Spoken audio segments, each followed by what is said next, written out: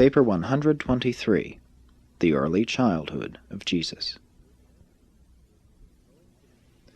Owing to the uncertainties and anxieties of their sojourn in Bethlehem, Mary did not wean the babe until they had arrived safely in Alexandria, where the family was able to settle down to a normal life. They lived with kinsfolk, and Joseph was well able to support his family as he secured work shortly after their arrival. He was employed as a carpenter for several months and then elevated to the position of foreman of a large group of workmen employed on one of the public buildings then in process of construction. This new experience gave him the idea of becoming a contractor and builder after their return to Nazareth. All through these early years of Jesus' helpless infancy, Mary maintained one long and constant vigil lest anything befall her child which might jeopardize his welfare or in any way interfere with his future mission on earth. No mother was ever more devoted to her child. In the home where Jesus chanced to be, there were 2 other children about his age, and among the near neighbors there were 6 others whose ages were sufficiently near his own to make them acceptable playfellows. At first, Mary was disposed to keep Jesus close by her side. She feared something might happen to him if he were allowed to play in the garden with the other children, but Joseph, with the assistance of his kinsfolk, was able to convince her that such a course would deprive Jesus of the healthful experience of learning how to adjust himself to children of his own age. And Mary, realizing that such a program of undue sheltering and unusual protection might tend to make him self-conscious and somewhat self-centered, finally gave assent to the plan of permitting the child of promise to grow up just like any other child. And though she was obedient to this decision, she made it her business always to be on watch while the little folks were at play about the house or in the garden. Only an affectionate mother can know the burden that Mary carried in her heart for the safety of her son during these years of his infancy and early childhood. Throughout the 2 years of their sojourn at Alexandria, Jesus enjoyed good health and continued to grow normally. Aside from a few friends and relatives, no one was told about Jesus' being a child of promise. One of Joseph's relatives revealed this to a few friends in Memphis, descendants of the distant Akhenaten, and they, with a small group of Alexandrian believers, assembled at the palatial home of Joseph's relative benefactor a short time before the return to Palestine to wish the Nazareth family well and to pay their respects to the child. On this occasion the assembled friends presented Jesus with a complete copy of the Greek translation of the Hebrew Scriptures. But this copy of the Jewish sacred writings was not placed in Joseph's hands until both he and Mary had finally declined the invitation of their Memphis and Alexandrian friends to remain in Egypt. These believers insisted that the child of destiny would be able to exert a far greater world influence as a resident of Alexandria than of any designated place in Palestine. These persuasions delayed their departure for Palestine for some time after they received the news of Herod's death. Joseph and Mary finally took leave of Alexandria on a boat belonging to their friend Ezraon, bound for Joppa, arriving at that port late in August of the year 4 B.C. They went directly to Bethlehem, where they spent the entire month of September in council with their friends and relatives concerning whether they should remain there or return to Nazareth. Mary had never fully given up the idea that Jesus ought to grow up in Bethlehem, the city of David. Joseph did not really believe that their son was to become a kingly deliverer of Israel. Besides, he knew that he himself was not really a descendant of David, that his being reckoned among the offspring of David was due to the adoption of one of his ancestors into the Davidic line of descent. Mary, of course, thought the city of David the most appropriate place in which the new candidate for David's throne could be reared, but Joseph preferred to take chances with Herod Antipas rather than with his brother Archelaus. He entertained great fears for the child's safety in Bethlehem or in any other city in Judea, and surmised that Archelaus would be more likely to pursue the menacing policies of his father Herod than would Antipas in Galilee. And besides all these reasons, Joseph was outspoken in his preference for Galilee as a better place in which to rear and educate the child, but it required 3 weeks to overcome Mary's objections. By the 1st of October, Joseph had convinced Mary and all their friends that it was best for them to return to Nazareth. Accordingly, early in October 4 B.C., they departed from Bethlehem for Nazareth, going by way of Lydda and Scythopolis. They started out early one Sunday morning, Mary and the child riding on their newly acquired beast of burden, while Joseph and 5 accompanying kinsmen proceeded on foot. Joseph's relatives refused to permit them to make the trip to Nazareth alone. They feared to go to Galilee by Jerusalem and the Jordan Valley, and the western routes were not altogether safe for 2 lone travelers with a child of tender years.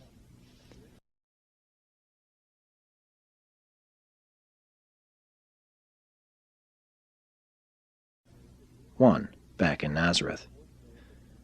On the 4th day of the journey, the party reached its destination in safety. They arrived unannounced at the Nazareth home, which had been occupied for more than 3 years by one of Joseph's married brothers, who was indeed surprised to see them. So quietly had they gone about their business that neither the family of Joseph nor that of Mary knew that they had even left Alexandria. The next day Joseph's brother moved his family, and Mary, for the first time since Jesus' birth, settled down with her little family to enjoy life in their own home. In less than a week Joseph secured work as a carpenter, and they were supremely happy. Jesus was about 3 years and 2 months old at the time of their return to Nazareth. He had stood all these travels very well, and was in excellent health and full of childish glee and excitement at having premises of his own to run about in and to enjoy. But he greatly missed the association of his Alexandrian playmates. On the way to Nazareth, Joseph had persuaded Mary that it would be unwise to spread the word among their Galilean friends and relatives that Jesus was a child of promise. They agreed to refrain from all mention of these matters to anyone, and they were both very faithful in keeping this promise. Jesus' entire 4th year was a period of normal physical development and of unusual mental activity. Meantime, he had formed a very close attachment for a neighbor boy about his own age, named Jacob. Jesus and Jacob were always happy in their play, and they grew up to be great friends and loyal companions. The next important event in the life of this Nazareth family was the birth of the second child, James, in the early morning hours of April 2, 3 B.C., Jesus was thrilled by the thought of having a baby brother, and he would stand around by the hour just to observe the baby's early activities. It was midsummer of the same year that Joseph built a small workshop close to the village spring and near the caravan tarrying lot. After this he did very little carpenter work by the day. He had as associates 2 of his brothers and several other mechanics whom he sent out to work while he remained at the shop making yokes and plows and doing other woodwork. He also did some work in leather, and with rope and canvas. And Jesus, as he grew up when not at school, spent his time about equally between helping his mother with home duties and watching his father work at the shop, meantime listening to the conversation and gossip of the caravan conductors and passengers from the 4 corners of the earth. In July of this year, 1 month before Jesus was 4 years old, an outbreak of malignant intestinal trouble spread all over Nazareth from contact with the caravan travelers. Mary became so alarmed by the danger of Jesus being exposed to this epidemic of disease that she bundled up both her children and fled to the country home of her brother, several miles south of Nazareth on the Megiddo road near Sarid. They did not return to Nazareth for more than 2 months. Jesus greatly enjoyed this, his first experience on a farm.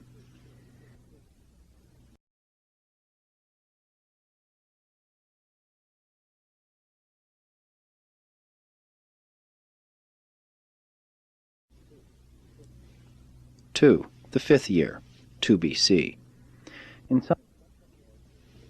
In something more than a year after the return to Nazareth, the boy Jesus arrived at the age of his first personal and wholehearted moral decision, and there came to abide with him a thought-adjuster, a divine gift of the Paradise Father, which had aforetime served with Machaventa Melchizedek, thus gaining the experience of functioning in connection with the incarnation of a supermortal being living in the likeness of mortal flesh. This event occurred on February 11, 2 B.C.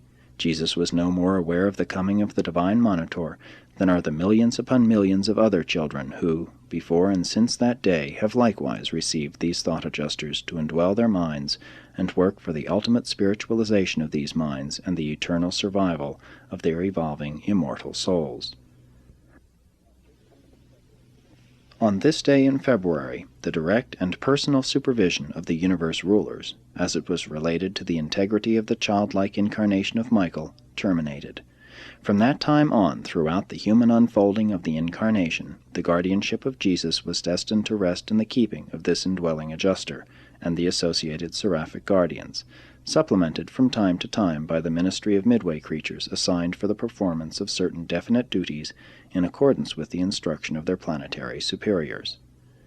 Jesus was 5 years old in August of this year, and we will, therefore, refer to this as his 5th calendar year of life.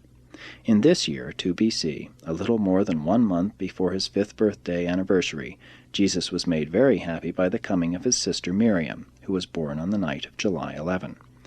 During the evening of the following day, Jesus had a long talk with his Father concerning the manner in which various groups of living things are born into the world as separate individuals. The most valuable part of Jesus' early education was secured from his parents in answer to his thoughtful and searching inquiries. Joseph never failed to do his full duty in taking pains and spending time answering the boy's numerous questions. From the time Jesus was 5 years old until he was 10, he was one continuous question mark. While Joseph and Mary could not always answer his questions, they never failed fully to discuss his inquiries, and in every other possible way to assist him in his efforts to reach a satisfactory solution of the problem which his alert mind had suggested. Since returning to Nazareth, theirs had been a busy household, and Joseph had been unusually occupied building his new shop and getting his business started again. So fully was he occupied that he found no time to build a cradle for James, but this was corrected long before Miriam came, so that she had a very comfortable crib in which to nestle, while the family admired her. And the child Jesus heartily entered into all these natural and normal home experiences.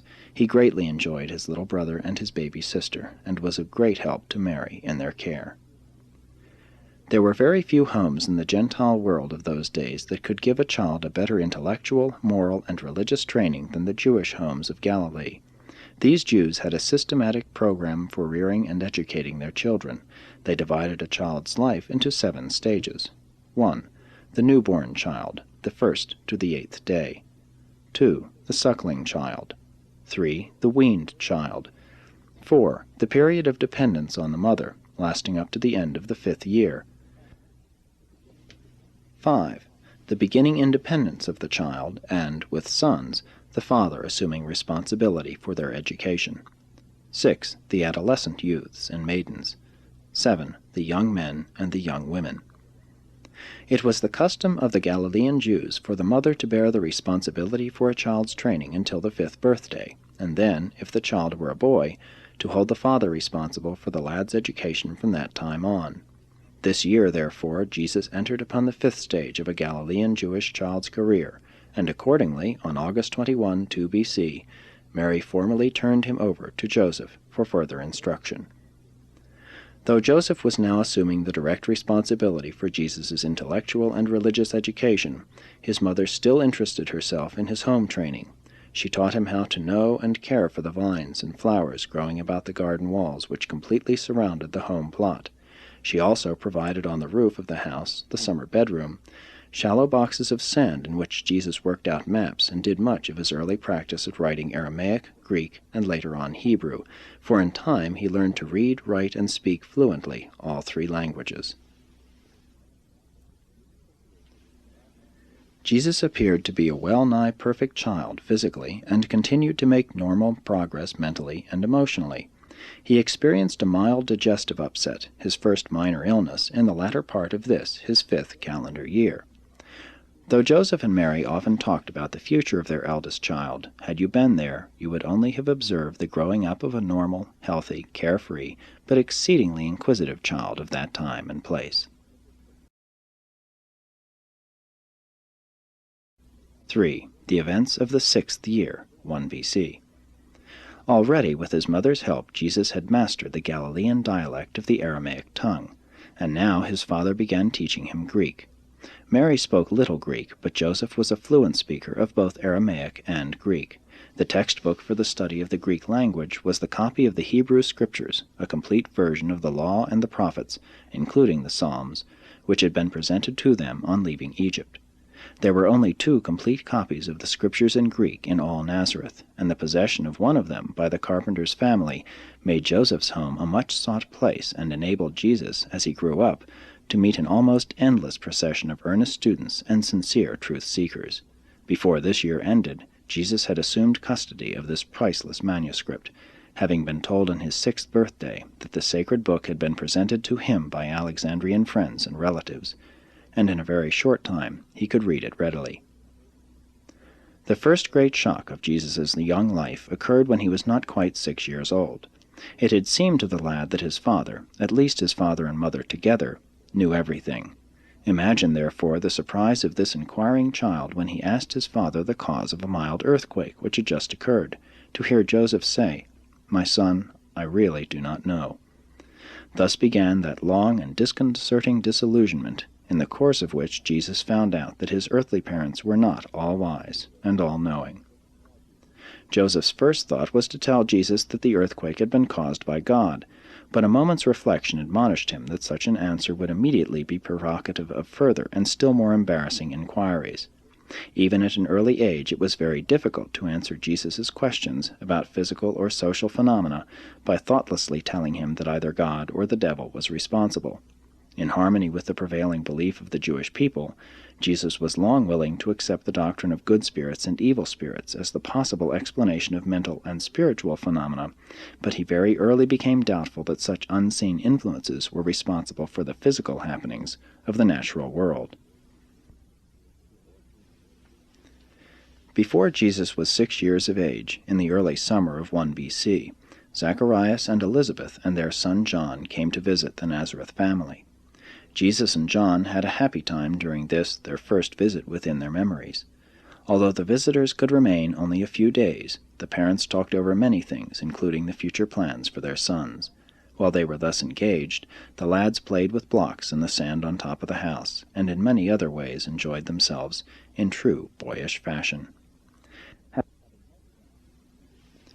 Having met John, who came from near Jerusalem, Jesus began to evince an unusual interest in the history of Israel and to inquire in great detail as to the meaning of the Sabbath rites, the synagogue sermons, and the recurring feasts of commemoration.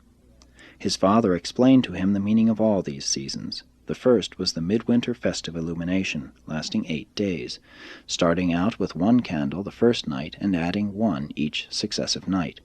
This commemorated the dedication of the temple after the restoration of the Mosaic services by Judas Maccabee. Next came the early springtime celebration of Purim, the feast of Esther and Israel's deliverance through her.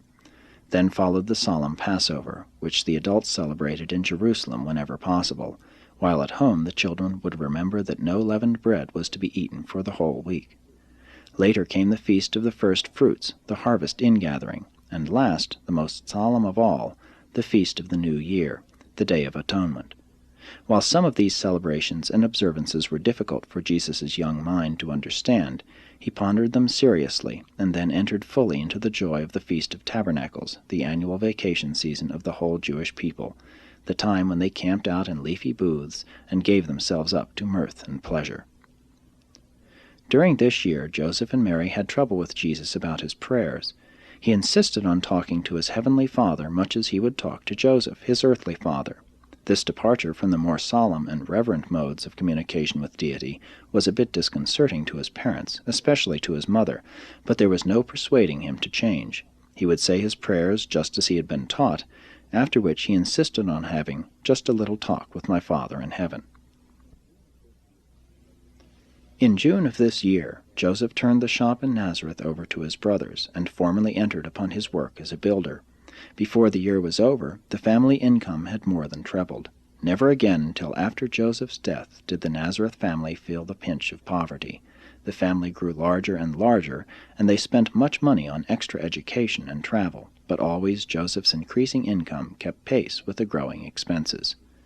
The next few years Joseph did considerable work at Cana, Bethlehem of Galilee, Magdala, Nain, Sepphoris, Capernaum, and Endor, as well as much building in and near Nazareth. As James grew up to be old enough to help his mother with the housework and care for the younger children, Jesus made frequent trips away from home with his father to these surrounding towns and villages. Jesus was a keen observer and gained much practical knowledge from these trips away from home.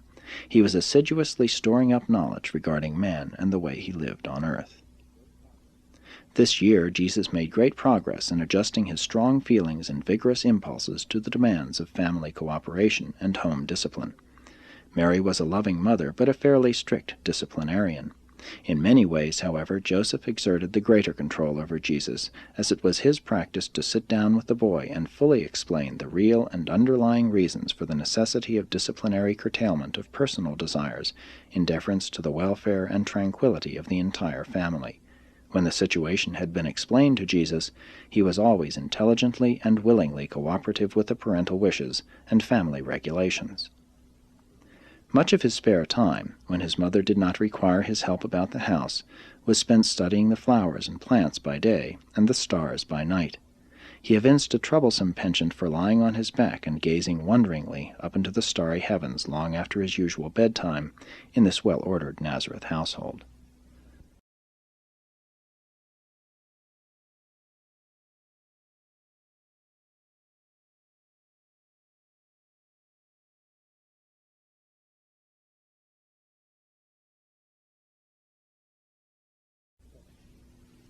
(4) The seventh year, A.D. 1.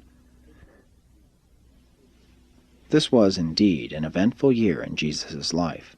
Early in January, a great snowstorm occurred in Galilee. Snow fell 2 feet deep, the heaviest snowfall Jesus saw during his lifetime, and one of the deepest at Nazareth in 100 years. The play life of Jewish children in the times of Jesus was rather circumscribed. All too often the children played at the more serious things they observed their elders doing. They played much at weddings and funerals, ceremonies which they so frequently saw and which were so spectacular. They danced and sang, but had few organized games, such as children of later days so much enjoy. Jesus, in company with a neighbor boy and later his brother James, delighted to play in the far corner of the family carpenter shop, where they had great fun with the shavings and the blocks of wood. It was always difficult for Jesus to comprehend the harm of certain sorts of play which were forbidden on the Sabbath, but he never failed to conform to his parents' wishes. He had a capacity for humor and play which was afforded little opportunity for expression in the environment of his day and generation, but up to the age of 14 he was cheerful and light-hearted most of the time. Mary maintained a dovecote on top of the animal house adjoining the home, and they used the profits from the sale of doves as a special charity fund, which Jesus administered after he deducted the tithe and turned it over to the officer of the synagogue. The only real accident Jesus had up to this time was a fall down the backyard stone stairs which led up to the canvas-roofed bedroom. It happened during an unexpected July sandstorm from the east. The hot winds, carrying blasts of fine sand, usually blew during the rainy season, especially in March and April. It was extraordinary to have such a storm in July.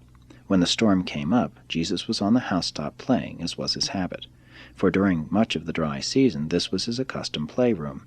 He was blinded by the sand when descending the stairs and fell. After this accident, Joseph built a balustrade up both sides of the stairway. There was no way in which this accident could have been prevented. It was not chargeable to neglect by the Midway temporal guardians, one primary and one secondary midwayer having been assigned to the watch care of the lad. Neither was it chargeable to the guardian seraphim. It simply could not have been avoided. But this slight accident, occurring while Joseph was absent in Endor, caused such great anxiety to develop in Mary's mind that she unwisely tried to keep Jesus very close to her side for some months. Material accidents, commonplace occurrences of a physical nature, are not arbitrarily interfered with by celestial personalities. Under ordinary circumstances, only midway creatures can intervene in material conditions to safeguard the persons of men and women of destiny, and even in special situations these beings can so act only in obedience to the specific mandates of their superiors. And this was but one of a number of such minor accidents which subsequently befell this inquisitive and adventurous youth. If you envisage the average childhood and youth of an aggressive boy, you will have a fairly good idea of the youthful career of Jesus, and you will be able to imagine just how much anxiety he caused his parents, particularly his mother. The fourth member of the Nazareth family, Joseph, was born Wednesday morning, March 16, A.D. 1.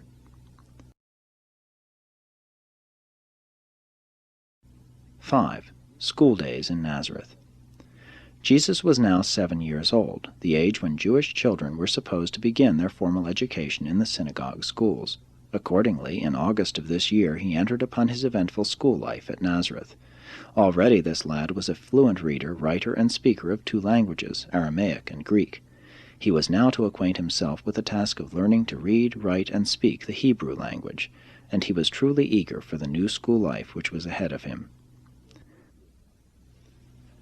For 3 years, until he was 10, he attended the elementary school of the Nazareth Synagogue. For these 3 years he studied the rudiments of the book of the law, as it was recorded in the Hebrew tongue. For the following 3 years he studied in the advanced school and committed to memory, by the method of repeating aloud, the deeper teachings of the sacred law. He graduated from this school of the synagogue during his 13th year, and was turned over to his parents by the synagogue rulers as an educated son of the commandment, henceforth a responsible citizen of the Commonwealth of Israel, all of which entailed his attendance at the Passovers in Jerusalem. Accordingly, he attended his first Passover that year in company with his father and mother. At Nazareth the pupils sat on the floor in a semicircle, while their teacher, the Shazan, an officer of the synagogue, sat facing them. Beginning with the book of Leviticus, they passed on to the study of the other books of the law, followed by the study of the prophets and the Psalms. The Nazareth synagogue possessed a complete copy of the Scriptures in Hebrew. Nothing but the Scriptures was studied prior to the 12th year. In the summer months the hours for school were greatly shortened. Jesus early became a master of Hebrew, and as a young man, when no visitor of prominence happened to be sojourning in Nazareth, he would often be asked to read the Hebrew Scriptures to the faithful assembled in the synagogue at the regular Sabbath services. These synagogue schools, of course, had no textbooks. In teaching, the Shazan would utter a statement, while the pupils would in unison repeat it after him. When having access to the written books of the law, the student learned his lesson by reading aloud and by constant repetition. Next, in addition to his more formal schooling, Jesus began to make contact with human nature from the 4 quarters of the earth as men from many lands passed in and out of his Father's repair shop. When he grew older, he mingled freely with the caravans as they tarried near the spring for rest and nourishment. Being a fluent speaker of Greek, he had little trouble in conversing with the majority of the caravan travelers and conductors. Nazareth was a caravan way station and crossroads of travel, and largely Gentile in population. At the same time, it was widely known as a center of liberal interpretation of Jewish traditional law. In Galilee, the Jews mingled more freely with the Gentiles than was their practice in Judea, and of all the cities of Galilee, the Jews of Nazareth were the most liberal in their interpretation of the social restrictions based on the fears of contamination as a result of contact with the Gentiles. And these conditions gave rise to the common saying in Jerusalem, "Can any good thing come out of Nazareth?" Jesus received his moral training and spiritual culture chiefly in his own home. He secured much of his intellectual and theological education from the Shazan. But his real education, that equipment of mind and heart for the actual test of grappling with the difficult problems of life, he obtained by mingling with his fellow men. It was this close association with his fellow men, young and old, Jew and Gentile, that afforded him the opportunity to know the human race. Jesus was highly educated in that he thoroughly understood men and devotedly loved them. Throughout his years at the synagogue, he was a brilliant student, possessing a great advantage since he was conversant with 3 languages. The Nazareth Shazan, on the occasion of Jesus' finishing the course in his school, remarked to Joseph that he feared he had learned more from Jesus' searching questions than he had been able to teach the lad. Throughout his course of study, Jesus learned much and derived great inspiration from the regular Sabbath sermons in the synagogue. It was customary to ask distinguished visitors, stopping over the Sabbath in Nazareth, to address the synagogue. As Jesus grew up, he heard many great thinkers of the entire Jewish world expound their views, and many also who were hardly Orthodox Jews, since the synagogue of Nazareth was an advanced and liberal center of Hebrew thought and culture. When entering school at 7 years, at this time the Jews had just inaugurated a compulsory education law, it was customary for the pupils to choose their birthday text, a sort of golden rule to guide them throughout their studies. one upon which they often expatiated at their graduation when 13 years old. The text which Jesus chose was from the prophet Isaiah. "The Spirit of the Lord God is upon me, for the Lord has anointed me. He has sent me to bring good news to the meek, to bind up the brokenhearted, to proclaim liberty to the captives, and to set the spiritual prisoners free." Nazareth was one of the 24 priest centers of the Hebrew nation, but the Galilean priesthood was more liberal in the interpretation of the traditional laws than were the Judean scribes and rabbis, and at Nazareth they were also more liberal regarding the observance of the Sabbath. It was therefore the custom for Joseph to take Jesus out for walks on Sabbath afternoons, one of their favorite jaunts being to climb the high hill near their home, from which they could obtain a panoramic view of all Galilee. To the northwest, on clear days, they could see the long ridge of Mount Carmel running down to the sea, and many times Jesus heard his father relate the story of Elijah, one of the first of that long line of Hebrew prophets, who reproved Ahab and exposed the priests of Baal. To the north, Mount Hermon raised its snowy peak in majestic splendor, and monopolized the skyline, almost 3,000 feet of the upper slopes glistening white with perpetual snow. Far to the east they could discern the Jordan Valley, and far beyond lay the rocky hills of Moab. Also to the south and the east, when the sun shone upon their marble walls, they could see the Greco-Roman cities of the Decapolis, with their amphitheaters and pretentious temples. And when they lingered toward the going down of the sun, to the west they could make out the sailing vessels on the distant Mediterranean. From 4 directions Jesus could observe the caravan trains as they wended their way in and out of Nazareth, and to the south he could overlook the broad and fertile plain country of Esdraelon, stretching off toward Mount Gilboa and Samaria. When they did not climb the heights to view the distant landscape, they strolled through the countryside and studied nature in her various moods, in accordance with the seasons. Jesus' earliest training, aside from that of the home hearth, had to do with a reverent and sympathetic contact with nature. Before he was 8 years of age, he was known to all the mothers and young women of Nazareth who had met him and talked with him at the spring, which was not far from his home, and which was one of the social centers of contact and gossip for the entire town. This year Jesus learned to milk the family cow and care for the other animals. During this and the following year he also learned to make cheese and to weave. When he was 10 years of age he was an expert loom operator. It was about this time that Jesus and the neighbor boy Jacob became great friends of the potter, who worked near the flowing spring. And as they watched Nathan's deft fingers mold the clay on the potter's wheel, many times both of them determined to be potters when they grew up. Nathan was very fond of the lads, and often gave them clay to play with, seeking to stimulate their creative imaginations by suggesting competitive efforts in modeling various objects and animals.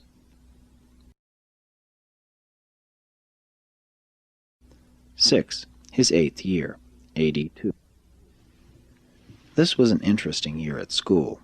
Although Jesus was not an unusual student, he was a diligent pupil and belonged to the more progressive third of the class, doing his work so well that he was excused from attendance 1 week out of each month. This week he usually spent either with his fisherman uncle on the shores of the Sea of Galilee near Magdala, or on the farm of another uncle, his mother's brother, 5 miles south of Nazareth.